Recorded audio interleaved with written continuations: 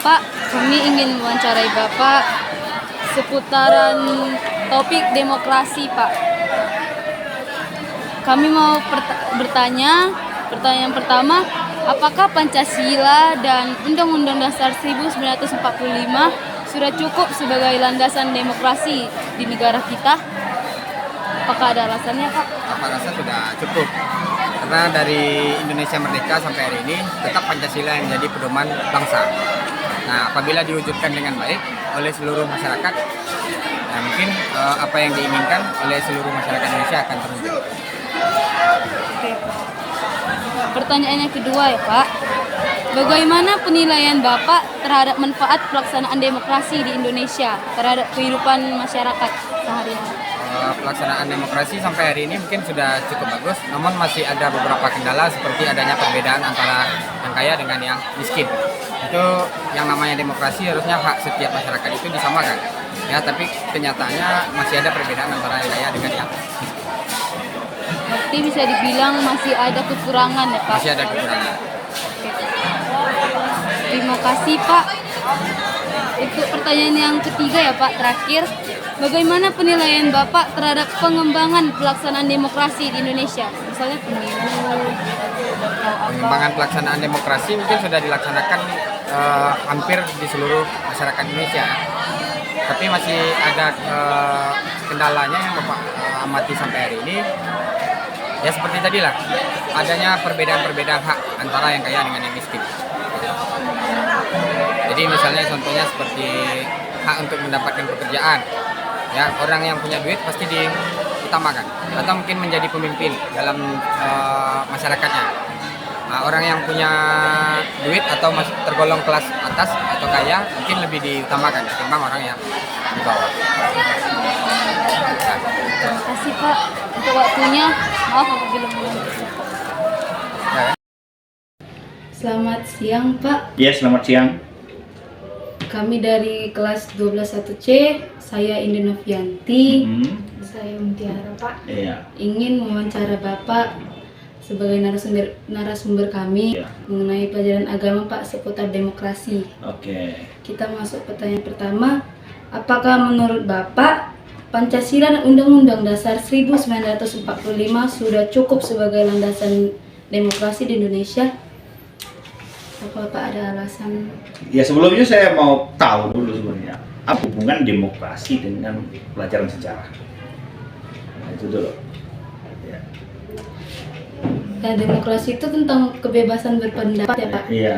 Sementara di sejarah itu kita diajarin tentang Pancasila dan Undang-Undang. Pancasila dan Undang-Undang. Kemudian diajari tentang sejarah demokrasi kan begitu kan, ini kelas 3 kan, kelas 3 kan nanti kan belajar itu tentang demokrasi. Yep. Demokrasi terpimpin ada tuh masa itu. Demokrasi terpimpin. Soekarno atau Soeharto? Soekarno. Ya, Soekarno. Ada demokrasi liberal ya kan. Nah, itu kita pelajari di sejarah. Jadi mengenai pertanyaan kalian tentang apakah demokrasi dan Pancasila sudah cukup menjadi dasar menjadi dasar demokrasi itu ya. Undang-Undang Dasar dan Pancasila sudah cukup menjadi dasar demokrasi. Oke, saya jawab. Kalau dibilang cukup atau tidak tergantung sih. Ya.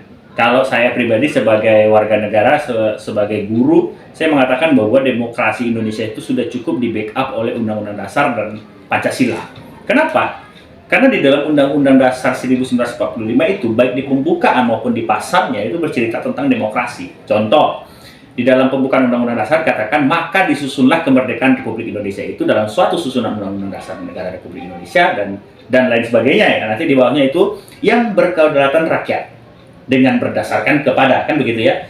Nah, kata-kata berkedaulatan rakyat ini adalah gambaran demokrasi. Karena kedaulatan rakyat itu berarti kan rakyat yang menentukan ya. Rakyat dari rakyat, oleh rakyat dan untuk rakyat gitu. Daulat itu. Nah, kemudian di pasal 1 ayat 2 kalau tidak salah saya di dalam undang-undang itu dikatakan tentang kedaulatan juga. Ya. Jadi di pembukaan ada di pasal-pasal nanti kamu boleh buka itu di pasal 1 ayat 2 itu bercerita tentang kedaulatan rakyat. Nah, sudah itu undang-undang. Nah, sekarang Pancasila. Di dalam undang-undang juga ada Pancasila sebenarnya, di alinea keempat juga. Pancasila, dan kita fokus di sila keberapa dulu itu. Di sila keempat lah dulu kita bilangkan yang menjadi landasan demokrasi. Kerakyatan yang dipimpin oleh hikmah kebijaksanaan dalam permusyawaratan perwakilan. Kenapa ada kata-kata permusyawaratan perwakilan? Karena suara dari seluruh rakyat, kan ini kebebasan berpendapat nih. Tapi 280 juta rakyat ini tidak mungkin bersuara semua. Maka harus ditampung oleh elemen-elemen yang lebih kecil. Suara rakyat yang 280 juta tadi kemudian didengarkan oleh anggota-anggota dewan, baik itu dari tingkat dewan kabupaten, dewan provinsi, dan dewan pusat gitu. Jadi diwakilkan dia, keterwakilan rakyat dia ada antara mereka. Makanya kadang-kadang kalau suara rakyat tidak didengar, harusnya DPR introspeksi diri. Mereka itu maju karena rakyat begitu. Jadi mengenai Undang-Undang Pancasila menurut saya sudah membackup. Hanya saja kalau mungkin ada tambahan-tambahan lain, apakah harus ada tambahan dari keyakinan saya sebagai orang, ya kamu kan orang Kristen ya, saya juga Kristen. Keyakinan saya sebagai orang Kristen juga mendukung demokrasi itu, ada dasarnya enggak, kan begitu kan? Apakah Yesus dulu selalu bertanya tentang pendapat murid-muridnya, begitu kan? Nah itu kan demokrasi yang mungkin diajarkan dalam agama, tapi kalau kamu ibaratnya mau memasukkan itu sebagai dasar, tidak masalah juga. Ya, itu. Lanjut pertanyaan kedua ya Pak. Bagaimana penilaian Bapak terhadap proses pelaksanaan demokrasi di Indonesia? Kita ambil contohnya pemilu, Pak. Apa menurut Bapak sudah berjalan dengan baik kah proses pemilu? Mungkin kamu sudah dengar beberapa tadi ya, saya bicara tentang itu. Pemilu itu bukan satu-satunya contoh demokrasi. Bukan. Ya, sekali 5 tahun berdemokrasi kan lucu gitu. Nggak mungkin lah sekali 5 tahun berdemokrasi. Nah, harusnya kan demokrasi setiap hari. Di setiap hari kehidupan masyarakat itu harus ada demokrasi. Contohnya, saya bebas memberikan pendapat di dalam kelas. Ini kan demokrasi. Saya bebas menentukan pilihan saya. Saya mau kuliah di mana nanti, saya mau saya mau kerja di mana, itu kan demokrasi. Pilihan kamu. Karena dari kamu, oleh kamu, untuk kamu gitu. Itu demokrasi yang hakikat demokrasi, contoh demokrasi yang real di dalam kehidupan. Hanya saja orang Indonesia selalu mengaitkan demokrasi itu dengan pemilu. Ya. Tapi saya rasa kalau demokrasi bicara pemilu itu pemikirannya terlalu sempit. Ya. Tapi ketika kamu bicara bagaimana proses perkembangan demokrasi melalui pemilu, bukan contohnya tapi melalui pemilu. Saya setuju itu. Ya, contohnya pemilu. Seakan-akan demokrasi pemilu tidak, tapi melalui pemilu ya, sejarah perkembangan demokrasi melalui pemilu. Pemilu kita belum pernah rasanya sejak reformasi ya, belum pernah kasusnya sampai perang gitu, sampai berdarah-darah, tidak ada. Demokrasi kita selama ini masih berjalan sangat baik. Ya walaupun ada sedikit pergolakan di sana sini, ya itu biasa namanya dinamika sebuah negara. Kemudian hasilnya masih diterima dengan baik ya untuk demokrasi kita. Jadi kalau ada gimana Pak kalau ada oknum-oknum yang menggunakan demokrasi untuk membodohi rakyat, itu oknum, bukan secara sistem. Kalau seandainya sistem demokrasi yang dibuat oleh undang-undang itu dilaksanakan dengan baik, ya hasilnya baik. Cuman ya sebaik-baiknya regulasi atau undang-undang yang diturunkan oleh pemerintah, kalau ada oknum-oknum yang ingin mengambil keuntungan pribadi, ya tetap aja demokrasi itu pasti ada goresan-goresan gitu.